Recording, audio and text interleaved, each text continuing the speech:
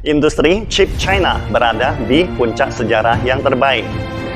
Kontrol teknis terbaru administrasi Biden telah membuat sektor semikonduktor global berantakan. Namun, perusahaan China yang ditargetkan oleh peraturan baru tidak akan menjadi satu-satunya yang merasakan sakit. Sebaliknya, jika China benar-benar ingin menjadi agresif seperti Amerika Serikat dan membalas, bisa dipastikan adalah malapetaka bagi perusahaan Amerika Serikat. Seperti diketahui, Paman Sam telah lama menjadi pemimpin dunia dalam semikonduktor, dengan sekitar 45% pangsa pasar. Akan tetapi, kepemimpinan ini telah dibangun di atas permintaan global dari China, yang mengkonsumsi hampir 75% dari semikonduktor yang dijual secara global. Demi mempertahankan hegemoninya, Amerika Serikat menggunakan segala cara mencegah China mengembangkan teknologi canggihnya. Itulah sebabnya sektor industri chip selalu menjadi fokus utama yang menjadi sasaran pembatasan Amerika Serikat. Namun anehnya, semakin China ditekan dan ditindas oleh Amerika Serikat, justru membuat perkembangan China semakin cepat dan maju. Misalnya, pada tahun 2018, pendapatan produsen chip terbesar China, SMIC, Semiconductor Manufacturing International Corporation, sebesar 33,6 miliar dolar. Pada tahun 2022, pendapatannya mencapai 73 miliar dolar, meningkat 2,16 kali lipat dari 4 tahun sebelumnya. Selain itu, produsen chip terkemuka lainnya, Hua Hong Semiconductor, mencatat pendapatan sebesar 930 juta dolar pada tahun 2018 dan meningkat menjadi 2,5 miliar dolar pada tahun 2022, melonjak 2,6 kali lipat dibandingkan 4 tahun sebelumnya. Saat ini, pabrik chip lokal terdepan China baru mencapai tingkat kehalusan 14 nanometer, sementara TSMC sudah mulai memproduksi chip 3 nanometer pada Desember 2022. Namun, jangan terkejut dengan perbedaan ini. Proses menuju otonomi adalah perjalanan yang sangat panjang. Alasan utama dikarenakan pengekangan oleh Amerika Serikat. Sebenarnya, China hari ini hanya mencapai otonomi dalam teknologi manufaktur di bagian tengah rantai produksi. Amerika Serikat bukanlah negara dengan teknologi manufaktur chip terdepan di dunia, melainkan Taiwan. Titik kendali utama Amerika Serikat terletak pada bahan baku dan peralatan chip, yang memang menjadi sumber tekanan bagi China. Seperti dalam memasak. Tanpa panci, sendok, dan bahan makanan yang baik, kita tidak akan dapat membuat hidangan yang lezat. Di lain pihak, dunia menjadi saksi keajaiban yang terjadi dalam industri chip Tiongkok.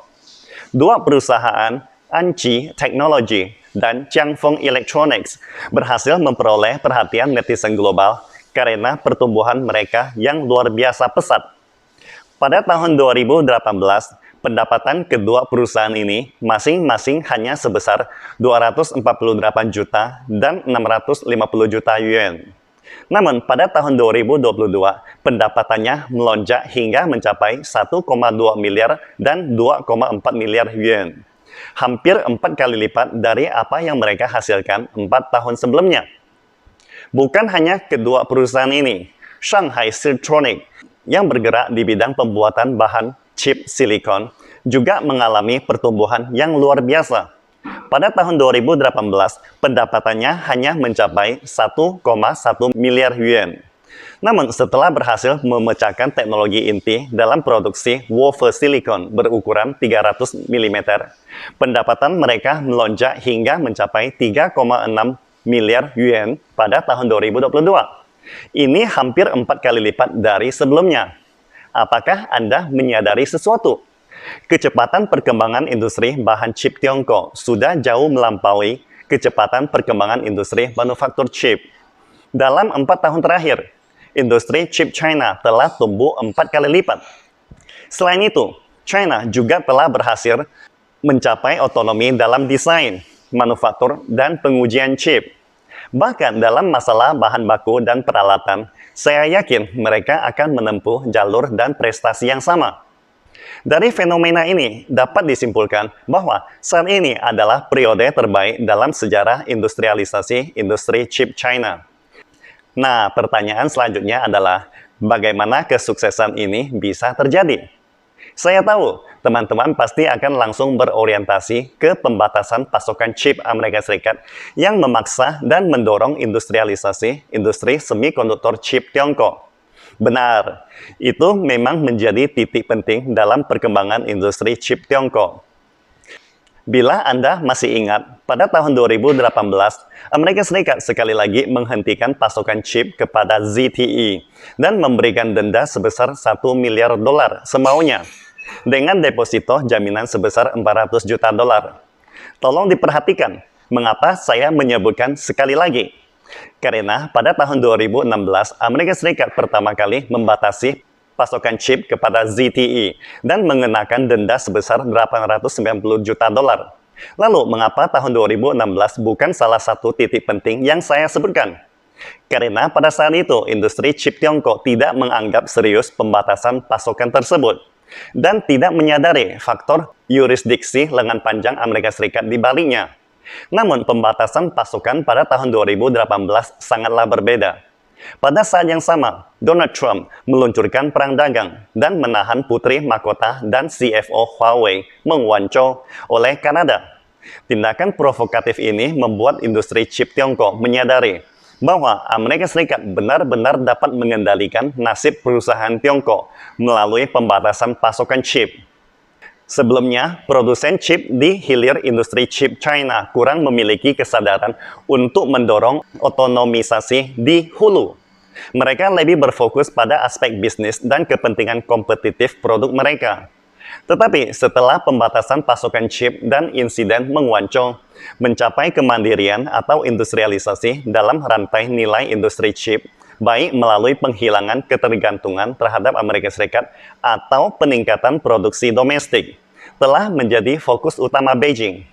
Tidak peduli harus menghadapi biaya yang lebih tinggi, mereka tetap harus memastikan keamanan pasokan mereka. Inilah titik penting dalam industrialisasi industri chip Tiongkok.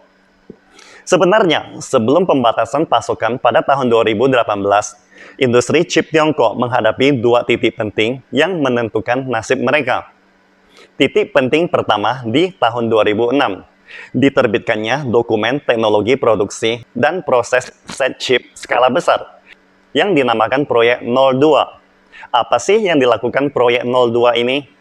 Intinya adalah Beijing mendanai perusahaan chip dalam negeri secara besar-besaran untuk melakukan penelitian dan pengembangan teknologi. Jika tidak ada dukungan keuangan dari pemerintah pusat, teknologi chip Tiongkok mungkin tetap berhenti pada tahun 2006. Selanjutnya, mari kita lihat titik penting kedua, yang juga terkait dengan uang. Pada tahun 2014, Beijing secara resmi mendirikan Fondasi Investasi Industri Chip Terpadu Negara, yang berfokus pada investasi dalam industri pembuatan chip terintegrasi, desain chip, pengemasan, dan pengujian.